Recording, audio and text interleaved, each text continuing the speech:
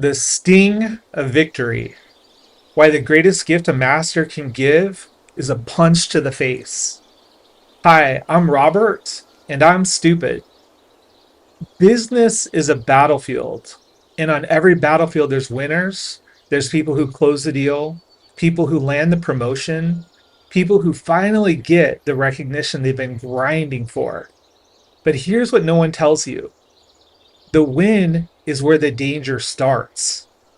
Because I'm about to show you a moment where a man achieves the greatest victory of his life and then gets punched in the face for it by someone he respects, someone he admires. And his response? He wished it had been harder. This isn't about martial arts. This isn't about what happens to your brain, your ego, and your trajectory the moment everyone starts clapping, and why the absence of pain in your professional life might be the most dangerous thing happening to you right now. By the end of this, you'll know exactly who's missing from your life and how to find them before your success turns into your downfall. I need to show you something, and I need you to understand what you're actually seeing. Imagine for a moment, the date is May 2nd, 2003. The place is the Tokyo Dome. We're not talking about some sterile, air-conditioned arena. This is a pressure cooker. 50,000 people packed into a vortex of human energy. The air is thick with humidity, sweat, cheap beer, smoke, and that terrifying low-frequency rumble you get when you have a massive crowd that's craving violence. In the middle of this cauldron is a 25-year-old named Lyoto Machida. If you know the MMA today, you know the Dragon, the Legend, the former UFC champion. But in 2003, he's a question mark. Half Brazilian, half Japanese, trying to do something, and the smart money says he's suicidal. He's attempting to bring traditional Shotokan karate into a cage fight. For those of you who have watched Aikido and Judo masters try the same thing, you know their face is usually turned into a hamburger if the fight isn't stopped very, very quickly. The prevailing wisdom was clear. You needed wrestling. You need Muay Thai. You absolutely needed Brazilian Jiu-Jitsu. Traditional karate with that wide, bladed stance and hands held low, that was supposed to get you killed. But here's the thing. He didn't get killed. He won. And he didn't just win a sloppy decision. He proved the concept. He made the impossible look elegant. He was a ghost in there. So let's map his internal state. He's just survived combat. He's validated his entire life's training, his father's training, on the world's biggest stage. His brain is flooded with dopamine, endorphin, and adrenaline. He is, in the most literal biological sense, high on victory. He feels like a god. So he walks into the crowd right after the victory, still breathless, probably bruises forming, and he goes to pay his respects to the man who made this moment possible. This isn't just some guy in a suit who writes the checks. This is Antonio Inoki. In Japan, promoter is way too small a word for Inoki. It's almost an insult. This is the man who fought Muhammad Ali in 1976 in kind of a bizarre mixed rule fight that basically invented MMA. He founded the New Japan Pro Wrestling. He was a member of the Diet. I know it sounds like diet, but it's what the Japanese parliament is called. And to a young fighter like Machida, Inoki isn't just a boss. He's the sun around which the entire combat sports world orbits. Directly after the fight, Machida approaches and moves through the crowd straight to Inoki. He bows deeply, the ultimate sign of respect. Inoki steps into his personal space very close. He places gently a fist on Machida's chest, almost like a tailor measuring a suit. And then he slaps him. We need to be crystal clear about the mechanics here. This is not a stage slap. This is not a friendly pat for a job well done. This is a full torque, open palm strike to the face. The kind that makes your teeth rattle. He doesn't stop. He slapped him again. And then, in the final detail that always stops me cold, he closes his fist and he punches him. Full punch to the jaw to the man who just won the biggest fight of his life. And then he quietly says in a single syllable, "Da." And then he moves him to go along back to the cameras and back to the public show. Just transport this scene. Imagine it happens in Las Vegas. Dana White walks up to the newly crowned champion and just decks him. The police are called immediately, lawsuits are filed within the hour, and the internet absolutely freaking melts down. To Western eyes, this looks like assault, like humiliation, like betrayal. But if you stay inside the framework, you miss the entire beautiful, terrifying point. Because Machida didn't call the police, he didn't even flinch. He took the blows, he stood there, absorbed them, and then he bowed again. He shook Inoki's hand. And then later, years later, when he reflected on this moment, he didn't talk about trauma. He didn't talk about humiliation. He said, every Japanese guy wanted to be slapped by Antonio Inoki. Maybe because of that, I had success in my career. And then he dropped the final line that acts as an anchor for everything that follows. I wish he'd hit me more. What do we even do with that? Why does a winner in their moment of absolute triumph crave pain? Why is the punch to the face considered not just acceptable, but a gift? And more importantly, what does that have to do with you? With your business, your career, your creative work, your life? It has everything to do with it. Because if you look around at your life right now and everyone is clapping and liking your posts, everyone in your circle saying you're killing it, you actually might be in serious trouble. So I want to explain how violence can become a blessing. And this specific type of ritualized violence actually has a name. It's called Tukon Binta, the fighting spirit slap in Japanese. Tukon translates to burning fighting spirit. It's not just aggression, it's the indomitable fiery will. And the origin story of how this all started is absolutely wild. So let's go back a little bit further into the 1980s. Inoki is giving a talk at a prep school affiliated with Waseda University. There's a student in the crowd, young, loud, probably some kind of a punk, full of that specific arrogance you only have when you're 20 and think you know everything. He walks up to the stage, gets in Inoki's face, and out of nowhere, punches Inoki in the head. Twice. Inoki doesn't call security. He doesn't sue. He slaps the student across the face, knocking him to the ground. And then something happened that transformed Japanese culture. The student stood right back up. He bowed deeply and shouted, "Thank you." He later passed his entrance exams. He told everyone that Inoki's slap had woken him up, given him the fighting spirit to focus, to study, to succeed. The narrative spread. The semiotics shifted. Inoki wasn't hitting you because he was angry. He was hitting you because he wanted you to win. Inoki slapped over 20,000 people in his lifetime. Fighters, politicians, celebrity, students before exams, business people before major deals. And on New Year's Eve in 2000, he slapped 108 people in a row, one for each of the early temptations of the Buddhist tradition. People didn't just tolerate it, they requested it. They lined up for hours. Why? There's a concept in anthropology called the mimetic magic. The idea that contact with a powerful entity transfers that power. Inoki was seen as a reservoir of infinite vitality. By striking the recipient, he was acting as a conduit. He was letting the current of that vitality flow into them through a slap. The pain was merely the copper wire conducting that electricity. Think about that for a moment.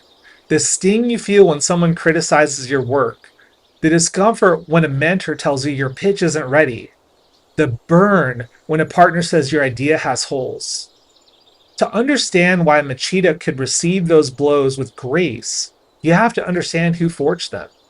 His father, Yoshizo Machida, was a seventh degree Shotokan master who immigrated from Japan to Brazil. He raised his children in what can only be called the samurai household. Training began at 5:30 a.m. every day. Lyoto started at age 3 or 4. By 13, he had his black belts. But the physical training was only the visible part. Yoshizo was relentless about something harder to measure: humility. The minute you stop being humble, he told Lyoto, is the minute you stop moving forward as a fighter and as a person. This wasn't soft encouragement, it was doctrine. After every fight Lyoto won, his father would remind him, every time Lyoto competes and wins, he should leave the ring being more humble than when he walked in. Lyoto described his father's approach. For him, it was never good enough, which was great for me because I always want to get better. Let me just repeat that.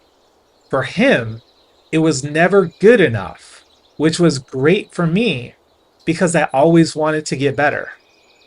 His father never said, good job, never said, you've made it, never let him rest on victory. And Lyoto is grateful. Here's what Yoshizo understood that most of the parents, coaches, and mentors don't. Praise at the wrong moment is poison. The instant after a victory is the most dangerous time in any warrior's life. Dopamine floods the brain. The ego inflates. The mind whispers, you did it. You're special. You can relax now. That whisper has killed more careers than any opponent ever could. The samurai knew this.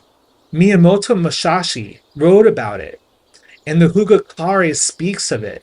There's a concept called Zenshin, the remaining mind. The discipline of staying alert after victory, because that's when you're most vulnerable. Yoshizo wasn't being cruel, he was being surgical. He was cutting out the ego before it could metastasize. I don't love talking about myself personally, now this being Robert, but this story speaks to me because I didn't just study this philosophy. In a way, I consider myself forged in it. I started Shotokan karate at 5 years old. My student was a man named Alan, his Japanese master's best student. He was precise, observant, and he would use his foot to deepen my stance and have me hold it longer, even longer than I thought was possible. A punch wasn't correct if it didn't make the gi snap. Humor wasn't for later, it was for never. Yet, even as a child, I learned the wide emotional range of subtle language. Approval that was a tiny eye movement, or as simple as having him walk by without correcting me. I learned the wide vocabulary and insane emotional range of the universe of the subtle emotion. His authority extended beyond the mat. This wasn't dysfunction. This was the eighth principle of Shotokan, which is karate goes beyond the dojo. At 11, I moved to Tong Sudo under Bob Shipley. If you've ever heard of that name, you need to understand what it means in the martial arts world. Shipley was one of the founding charter members of the U.S. Tong Sudo Federation, a guardian of the art. He trained in Korea in the 1960s under Master Kim Seung-gi. He was ranked personally by the founder, Hwang Ki. But his credentials don't capture what made him matter. In an interview, someone once asked him what attracted him to the martial arts. Bob Shipley said, the attraction of being able to move with grace and flow, an expression of deadly energy. I don't think the majority of normal people are attracted by the concept that they may be able to hurt someone. It's more of an attraction to the line, the focus and the manifestation of energy and physical strength that attracts them. That's what attracted me to it, and still is, 48 years later. And that's what Bob Shipley said at that time. Grace, flow, deadly energy, the line. That's what masters are transmitting, not just technique, a way of moving through the world. Shipley also taught me something about the language we use. He explained that in Korean, we call martial arts is actually mudo, the martial way, or musado, the way of the professional warrior. It implies all the philosophy of a hereditary professional warrior, he said. Not a hobby, not a sport. It's a way. His son Robert was what I can only call the enforcer. Bob was wise and measured, a philosophy holder. Robert was the hard and uncompromising, the one who tested whether you could actually take it. He was incredible. He always taught me to clean and make the dojo, or the dojang, in his case, my home, and to clean it and not complain about cleaning it. He actually taught me how to sweep. And later, I trained under David Carnes in Taekwondo. By 16, I was teaching the adult advanced classes. I fought on the Washington State team. When I got into fights at school, the correction wasn't detention, although it was that also. But the real correction was knuckle push ups on gravel. 3 different masters, 3 different styles, the same philosophy. Pain is the teacher that words cannot be. Now let's talk about the sensei behind the sensei. The most important one in my life, possibly the most important one in yours as well. Someone who shaped my life more than any of them. My father. He was never a martial artist, at least I'll say he gave up his lessons so that I could continue and so that he could focus on my development. So he did wear a gi and he did train. He did hold rank, but he never competed. He sacrificed his own training into my own. He understood the tradition of martial arts at a molecular level. When he was young, he did a 2-year LDS mission to Japan. He learned the language fluently. Sometimes I would catch him practicing Japanese calligraphy at night. Some Sundays he would cook Japanese curry, which was really great. And he absorbed the culture when he was there in a way that went far beyond tourism or study. It became part of who he was. And when I started training, he sat through every single lesson, not participating, but watching. For years, I thought he was just being supportive. I don't think that's just all that there was. I think I was wrong about that. He was absorbing philosophy. Because when my training at the dojo was done, he didn't let me rest. He pointed out a 100-year-old barn in our property, 2 stories filled with garbage, rats, broken glass, decades of rot, some really cool antiques that I shot up with my BB gun, and he had me clean it out. Not really a big explanation, except for it made sense to me to have it cleaned out as well. I cleaned it for months. He helped at times. And when I finished, he filled it with training equipment. It was a big surprise. He bought punching bags, speed bags, training pads. He turned that barn into a training dojo. And then he required me to train there, on top of the hours I was already doing at the dojo. The barn wasn't about the barn. It was a type of filter. If I couldn't handle the rats or the sharp glass or the physical labor, I couldn't handle the real fight. If I wanted to complain about cleaning glass in the heat, I didn't deserve the equipment that would come after. My sensei had taught to me, clean your space before you train. That was Robert Shipley. Treat the dojo like your home.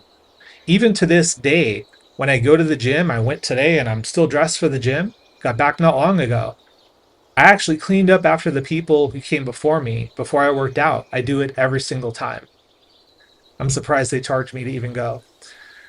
But my father applied this. Home is the dojo. There is no separation. The 8th principle of Shotokan says, karate goes beyond the dojo. My father lived that principle without ever reading it. He understood that the forge never stops. The comfort is the enemy, that ease is the poison. He was the sensei behind my senseis. Years later, I understood what he'd done. The hardship proved the commitment.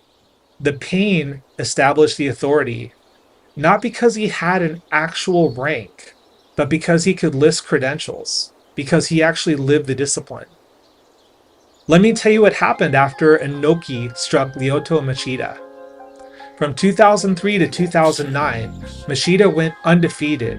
He beat Rich Franklin, BJ Penn, Tino Ortiz, Rashad Evans. He became UFC light heavyweight champion.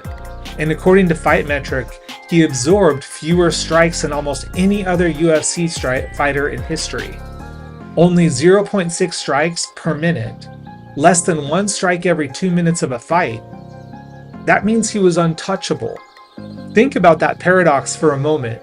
The man who got hit the least in his professional life was the one who craved the hit from his master the most. That's not coincidence, that's causation. His physical defense was built directly on his psychological humility. He didn't get hit in the ring because he allowed himself to get hit in the spirit, backstage, in the dojo, at home, in the crowd in front of reporters. He accepted the painful correction from Inoki and from his father in controlled environments, so he wouldn't have to accept a correction from an opponent's fist to his face. He outsourced the pain. He paid the price in humility so he wouldn't have to pay it in unconsciousness and defeat. But here's the part that matters more than any championship belt.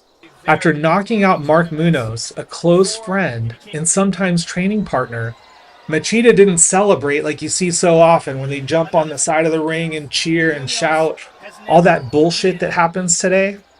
He didn't climb up to the cage and scream. He didn't pound his chest. He exhibited perfect zanshin, perfect remaining mind. He immediately bowed. He knelt beside Munoz. He held his hand. He waited with him for the medics to arrive. And guess what? They had dinner together the same night. When asked how he wants to be remembered, Machida said, "I want to be remembered as someone who showed the world great martial arts philosophy, but mainly I want to be remembered as a respectful and well-educated man. Not the toughest, not the greatest champion, respectful and well-educated." In this context, well-educated doesn't mean university degrees. It means well-educated in the laws of human nature, educated by the dangers of ego, educated in the absolute necessity of painful, intentional correction. That's not something you learn from winning. That's something you learn from being humbled in victory. Now let me ask you something uncomfortable. When was the last time someone you respect told you that you're wrong? Not a troll on the internet, not a competitor trying to tear you down, but someone who actually cares about you, who told you the truth when the truth hurt. If you can't remember, you're in the danger zone. We spend our entire lives trying to avoid pain. We see comfort as the ultimate reward. I've earned this vacation. I've earned this praise. I've earned this rest. We've surrounded ourselves with people who validate our excuses. We curate our feeds that show us only things that are in agreement. We build echo chambers and call them communities. And then we wonder why we plateau. We wonder why the hunger always disappears. We wonder why success feels hollow. Where's the truth the masters understood? Victory is the most dangerous moment. When you win, your defenses drop. Your ego inflates. You become blind to your own weakness. The slap is a rescue mission.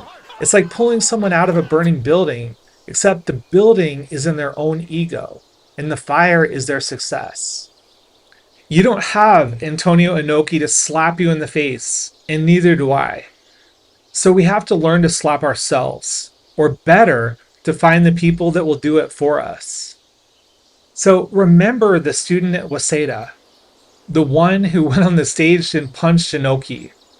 Inoki slapped him back, and that student bowed, yelled, "Thank you," and then he passed his entrance exams. The slap literally woke him up.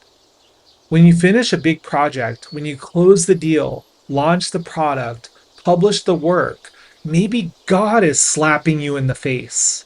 Maybe God is doing it. Maybe He's holding you back.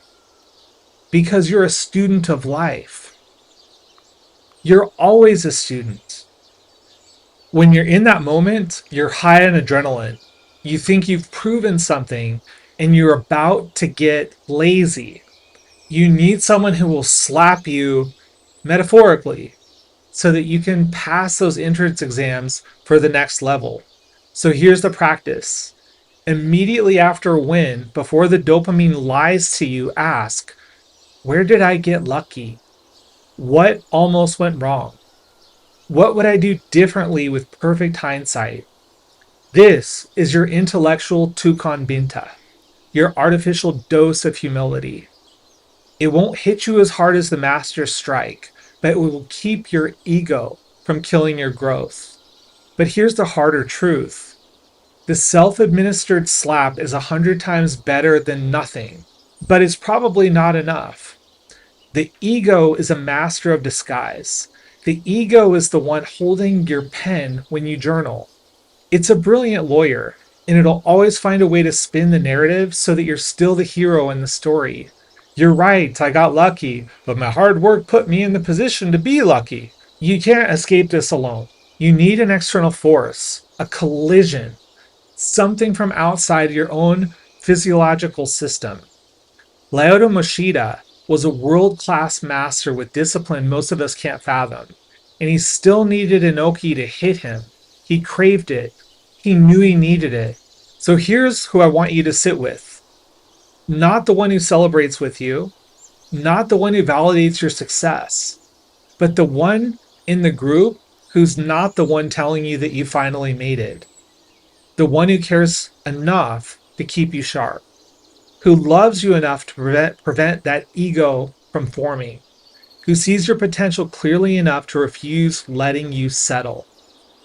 The mentors who change your life are rarely the ones that make you feel good. They're the ones who make you feel seen, including the parts that you're hiding from. And that sucks, but nothing is better for you. If someone only sees your highlight reel, they don't really know you. They're just a fan. The mentor who sees your laziness, your arrogance, your shortcuts, and calls you out on it with love, that's a profound intimacy.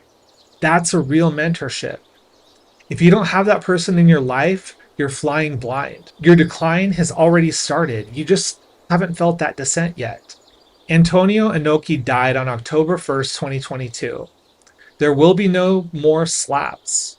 The line of 108 people has ended. But Machida wrote something in tribute that captures everything. He used the Japanese word gyuri, a deep concept. It's a sense of profound obligation of duty, of lifelong gratitude. Specifically, it's gratitude you owe to the one who gave you your start, to the one who forged you, to your sensei, and most importantly, the sensei behind your sensei, and those in your life that you look up to as a sensei, or you respect as a peer, or that you're a sensei to. He said, I owed him so much because for me, everything started when nobody knew me, and Inoki-san gave me a unique opportunity.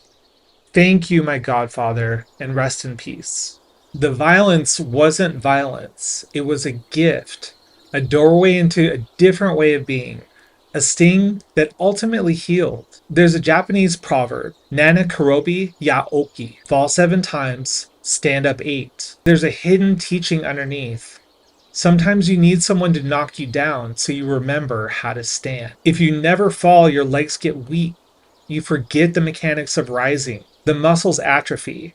We spend so much energy trying to avoid the fall, trying to avoid that sting. Maybe we need to be brave enough to go looking for it. Remember what I said in the beginning? The win is when the danger starts. You've had wins. You've had more. The question isn't whether you can succeed. It's whether you have someone who will strike you when you do. Before your ego writes checks that your skills can't cash. Go find your Inoki. Go find the barn to clean.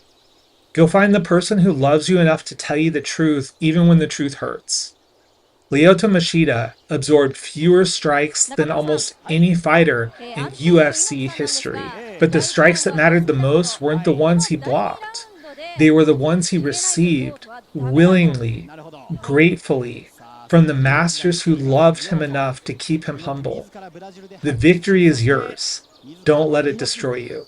Own your stupid. Rewrite your story. My name is Robert, and I am stupid. And I look forward to seeing you in the next video. これから暗示していくんじゃないですか。素晴らしかったと思いますよ。武器いっぱいありましたからね。はい。さあそしてこの同門ファンクラス天狗選手の戦いいかがでしょうか。そうですね、得意なものが出せなかったという。おっと猪木が両刀を張った。右から左からそして殴りつける。我が子を先人の谷に突き落とす、そんな猪木の愛の張り手か。ものすごい打撃が見舞われました。そして握手。猪木なりのこの両刀プロデビュー勝利に対するメッセージだったんでしょうか。両刀の長いファイティングロードは今日たった今ここで始まったばかりです。